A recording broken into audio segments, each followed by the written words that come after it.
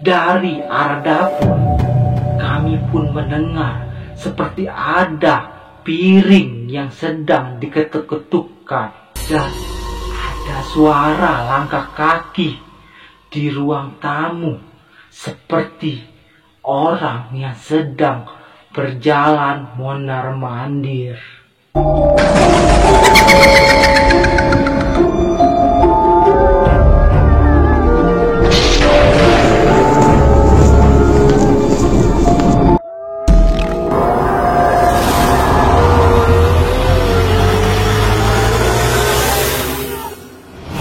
Assalamualaikum warahmatullahi wabarakatuh. Balik lagi di cerita House Mystery. Apa kabar kalian semua? Semoga kalian yang menonton video ini diberi kesehatan dan selalu dimurahkan rezekinya. Di video kali ini, gua akan menceritakan pengalaman mistiknya seseorang yang bernama Ratsna 1208 yang banyak mendapatkan respon dari warga medsos. Tapi sebelum kita masuk ke cerita, tolong kalian like dulu video ini dan subscribe ke channel ini supaya kalian nggak ketinggalan cerita-cerita House Mystery selanjutnya. Kalian siap? Let's go! Gua akan memerankan sebagai Pratsna. Pratsna adalah seorang mahasiswa universitas di Jawa Tengah yang menjalankan kerja praktek di Jakarta. Dua orang temannya yang bernama sebut saja Indra dan Retno. Selama di Jakarta, kami pun tinggal di apartemen tempat manajer kami magang.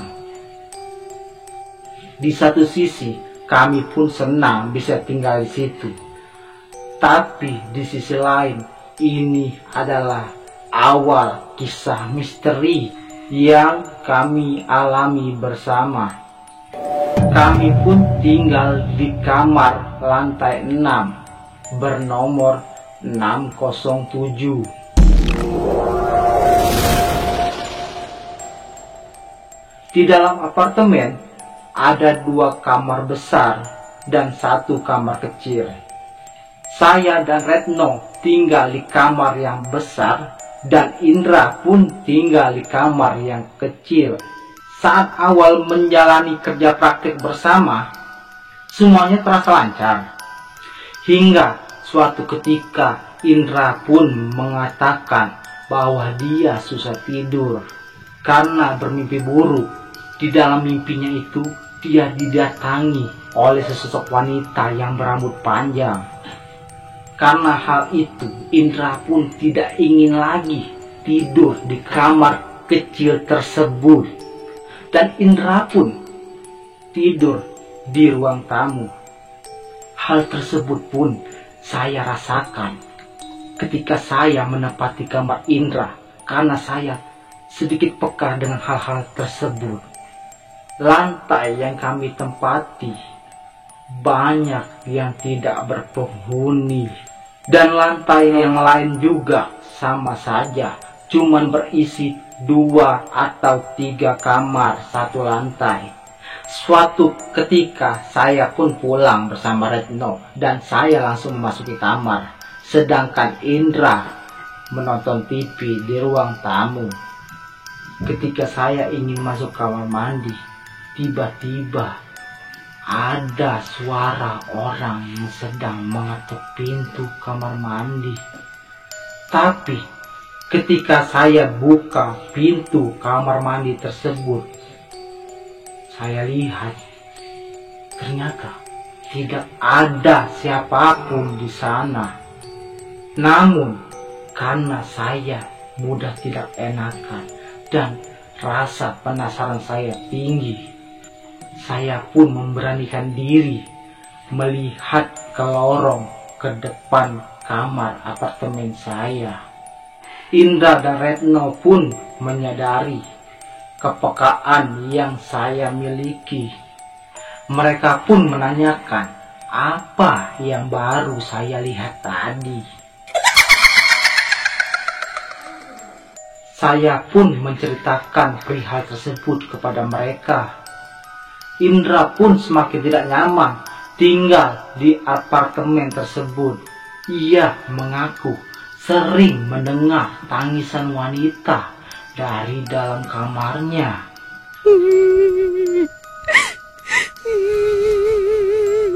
Tapi anehnya, saya dan Retno tidak mendengar apapun dari kamar Indra. Karena saking takutnya dia dengan keadaan kamar tersebut, akhirnya dia memutuskan untuk tinggal bersama kakaknya di Bekasi. Semakin takutnya si Indra dengan kondisi tersebut. Sedangkan saya dan Retno masih bertahan di apartemen tersebut. Gangguan pun sering kami alami setelah kami berada di dalam kamar. Dari arah dapur, kami pun mendengar seperti ada piring yang sedang diketuk-ketukkan. Dan ada suara langkah kaki di ruang tamu, seperti orang yang sedang berjalan mondar-mandir.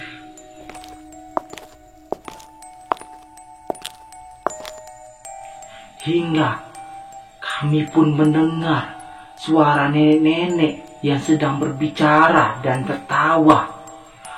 Dengan durasi yang cukup lama, aku pun pernah melihat sosok wanita berambut panjang dan bergaun putih dengan posisi tengkurap di dalam kolam renang. Saat itu saya melihat sesosok itu dari atas apartemen. Namun ketika saya ingin menunjukkan kepada Retno, sosok itu pun menghilang seketika. Suatu ketika Retno pun harus pulang ke rumah orang tuanya, yang menyebabkan saya pun harus tinggal di apartemen menghabiskan akhir pekan sendirian saja. Untuk menghilangkan rasa takut, saya pun mencoba video call kepada orang tua saya. Tapi berkali-kali telepon itu mati. Aku pun berpikir positif, mungkin jaringannya yang lagi gangguan.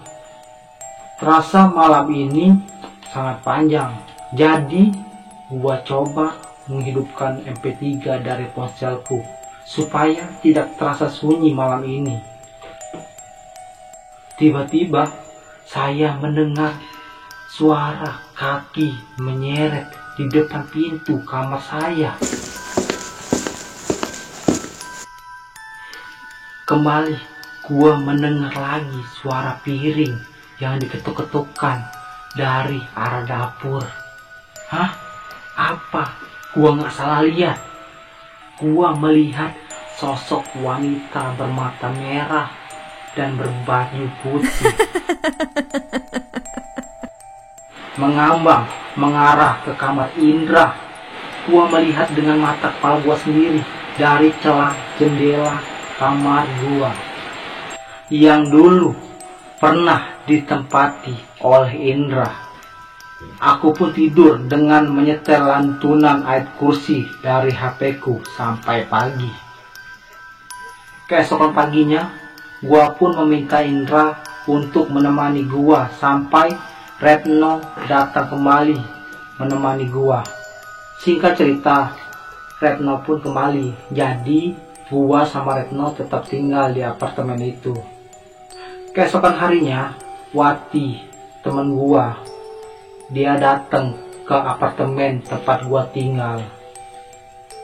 Jadi gua sama temen-temen gua bertiga, kami hendak ke rooftop. Namun karena kami di lantai 6 dan rooftop pun di lantai atas, gua sama temen-temen gua menaiki tangga darurat ke lantai atas menuju rooftop. Sampailah gua sama temen gua di lantai 21. Tinggal satu tangga lagi. Tapi begitu gelap, tidak ada penerangan sama sekali di situ. Di ujung tangga ada satu pintu yang menuju ke rooftop. Jadi saat menaiki tangga, Wati berada di paling depan. Namun suasana makin saja tambah tidak mengenakan. Meski gua nggak ngelihat apapun, tapi gua udah nggak yakin saat Wati membuka pintu itu. Karena gua berpikir ada yang nggak beres. Langsung gua cegah Wati untuk membuka pintu tersebut dan menyuruh mereka untuk langsung turun ke bawah. Gua tahu bahwa Wati juga sensitif dengan hal-hal yang seperti gitu. Tapi dia cuma bisa merasakan, nggak bisa ngelihatnya. Di tangga nomor 19, gua pun melihat sosok wanita bergaun putih itu lagi. Tapi sosok itu menunduk. Hingga gua pun nggak bisa ngelihat wajah dia. Di minggu selanjutnya, ada 3 orang kakak yang berkunjung ke apartemen kami. Salah satunya kakak Adi, dia seorang indigo. Aku pun menceritakan semua yang terjadi di sini. Apa yang gue dengar dari kakak Adi?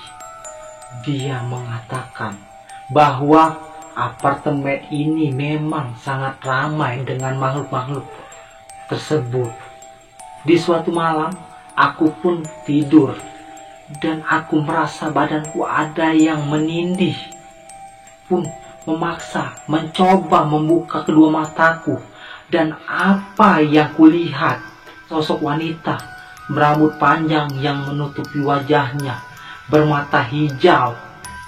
Matanya yang hijau melotot ke arahku dan tangannya mengacak-ngacak rambutku. Aku pun mencoba untuk berteriak dan membangunkan diriku sendiri, tapi aku tidak bisa. Aku mencoba dan berusaha untuk bangun dari tidurku. Aku mencoba berteriak, tapi tetap saja tidak bisa di situ. Badanku terasa kaku, seakan-akan tidak bisa digerakkan, seperti mematung. Dan saat aku berhasil untuk bangun dari tidurku, benar saja rambutku sudah acak-acakan, seperti ada yang mengacak-acaknya. Kejadian itu pun berlalu 2 minggu. Gangguan-gangguan itu pun masih tetap muncul dalam bentuk suara. Dan akhirnya kerja praktek kami pun usai. Betapa bahagianya kami, serasa kami keluar dari neraka. Kami pun berpamitan dengan manajer pemilik perusahaan tersebut karena telah mengizinkan kami untuk tinggal di apartemennya. Aku pun berkata, "Pak, terima kasih ya Pak, telah mengajar kami selama kami magang di sini." Dan Pak manajer pun menjawab, "Iya, sama-sama. Hati-hati ya nak, semoga sukses." Tanpa pikir panjang, kami pun langsung bergegas untuk memasukkan baju kami ke dalam koper. Dan Retno begitu juga. Dan tanpa waktu lama, kami segera pergi dari tempat angker itu. Setelah kami pulang dari tempat magang tersebut, kami tidak lagi diganggu oleh hal-hal tersebut. Kecuali Retno. Dia sempat sakit setelah pulang dari situ. Oke lah teman-teman, bagaimana tadi ceritanya? Tulis pendapat kalian di kolom komentar. Apa kalian juga punya pengalaman seperti tadi itu? Lagi guys, bagi anda atau teman-teman anda yang ingin cerita horornya gue bikin video kayak gini, kirim cerita anda ke email di bawah ini. Oke guys, bagi yang belum like video ini cepet, dan bagi yang belum subscribe, cepat subscribe ke channel ini. Oke guys, oke, jangan sampai ketinggalan di cerita House Mystery berikutnya. Oke, dan gua sendiri undur pamit. Yuk, cus.